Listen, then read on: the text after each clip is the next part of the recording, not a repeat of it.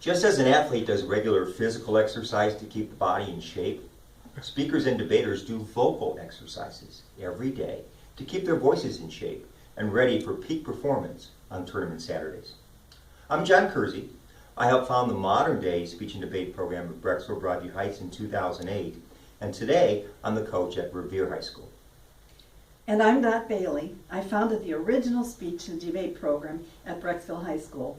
Well, let's just say a while ago, before John came along. Today, John and I do want to share a few of our favorite warm-up exercises with you.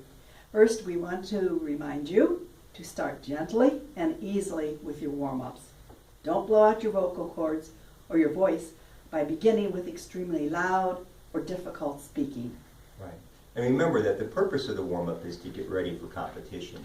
Many of us have occasional bad habits or stumbling blocks in our communication. That might be hesitation, mumbling, holding our breath, cutting a sentence short, or even flattening our vocal tone. So daily warm-ups will help you free your breath up, overcome all of those obstacles, help you use language as a tool to better connect with your audiences and judges, and better express your ideas each time you compete. So we have several basic warm-up ideas for you, and then a handful of exercises which Dot and I are going to kind of intersperse for you. A couple of them are simple. The first one is when you speak, find a balance. And we're talking about your personal balance. How your legs are set in relationship to your shoulders, whether you're going to lean forward, lean a little bit in one direction, but be comfortable when you speak. Because when you're standing comfortably, you're going to give your best vocal performance. A second easy physical thing is a little bit of rolls. Roll your shoulders. Just get them moving. Take your spine, move that back and forth, left and right a little bit. Most of us are going to move in our competition, so it's better to just kind of get that out of the way in a preliminary thing. And then make contact with your breath.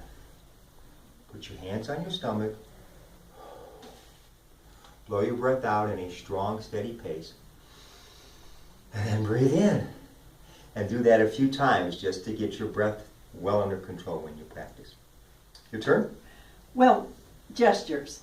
One thing that you are critiqued on in speech tournaments and by audiences as well are your gestures. So remember about the upper body that John was talking about. A good thing to do is to start your gestures with your upper arm instead of your lower arm so that you don't act like you're flailing about. If you start your gesture here, you're more apt to make a meaningful gesture. Don't overdo it with those arms. Before those first words comes out of your mouth, let's get phrases or little half words out of your mouth in terms of that preparation. One of the easiest things to do is literally hum. 20, 30 seconds just humming, get your vocal cords up. And oh, before I forget, tea or lukewarm to fairly hot water is perfect vocal cord warm-up. Cold water or cold beverage has just the opposite effect. It actually constricts your vocal cords, so keep that in mind. After you've hummed, loosen your jaw, literally. You can rub it with the palms of your hands or your fingers, but basically you want to start saying things like gee, goo, ga. If you notice, as I'm saying those, my jaw has to be open. And basically, by doing that, you get your jaw and the bottom part of your mouth ready for a real strong performance. And then you start saying funny things. You have an example? I know I have a few. Well, one thing, if you follow the daily cartoons, which I do, Fraz asked the teacher said, any questions? And Fraz said, yes, please tell us about anemone anatomy. And later the janitor said, I didn't know you were so interested in anemone anatomy. And he said, no, but I wanted to hear what the teacher would do with it on a high-octane coffee morning. Yeah. Or things like this, right? Billy Buttons brought a big bunch of beautiful bananas. My kids at Revere know this one. Proper practice and preparation promotes perfect performance. You have some repetitive, I can say that, right? Repetitive sounds that basically get your tongue engaged and your brain engaged in such a way where you're actually preparing a little bit better for that competition. And then you do something really simple. A big yawn, a stretch, a high, anything like that that just kind of gets your mind and your mouth a bit more engaged. Well, there's always a big black bug bit a big black bear, or a big black bug bit a Brecksville bee. Those work really well. All right. How long have you done this? A long time. Longer than I'd like to remember. Yeah. Too long. I'm talking about that phrase. Oh, that one, I just thought of it. Yeah. What is the revere symbol? Oh, Patriot. Minutemen. Minutemen, Yeah. okay. There you go. Well, a big black Brecksville bee bit a Revere Minuteman. Right. Then you're going to get to sentences and words. And Dot's going to show you a sentence in a minute that has different emphasis on different words, and it's important to do that in your practice. And then I'm going to give you a whole couple of sentences. You want to go first? Sure. Sometimes you need to learn to emphasize certain words, especially in a prepared speech. And so this is a just short little sentence with 4 words. Have you done this? But if you practice holding the different words, you'll see the different meaning and how by holding one word, you can give it a totally strong emphasis. So, have you done this? Have you done this? Have you done this? Have you done this? 4 words, 4 different sentences, 4 different meanings. So again, putting the right emphasis on the right syllable, as I like to joke, can get you in that direction, or in your warm-ups to get ready for that. Once you've gone simple sentences, then you can go to complete pieces, either a whole part of your piece or something maybe you've learned earlier in your education. And the purpose of this is to get a 35, 45, 55-second complete few sentences out for a warm-up. So this is one of the last things you do. You want to find life in the words and the vibrations in the consonants and how you say it. So here's one of my faves. But in a larger sense, we cannot consecrate. We cannot dedicate. We cannot hallow this ground.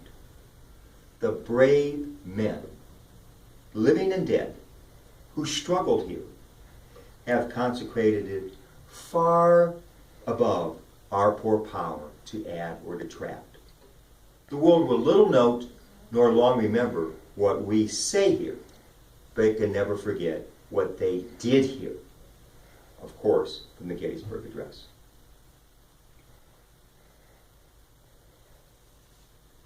Include all these areas in your daily routine, every single day, with a bigger emphasis on Saturdays, of course, but feel free to vary the progression and the exercises, and you'll get better and stronger with your voice as you go along. Okay, 2 of my all-time favorite exercises are these. One that really loosens the tongue, especially if you're nervous. You tend to clamp up your jaw and your tongue doesn't move around and the words do not come out so clearly. So this is a great one. Lickety, lickety, cut. Lickety, lickety, cut. And the other one I like, for the jaw opening, ya, ya, ya. Nobody knows nothing.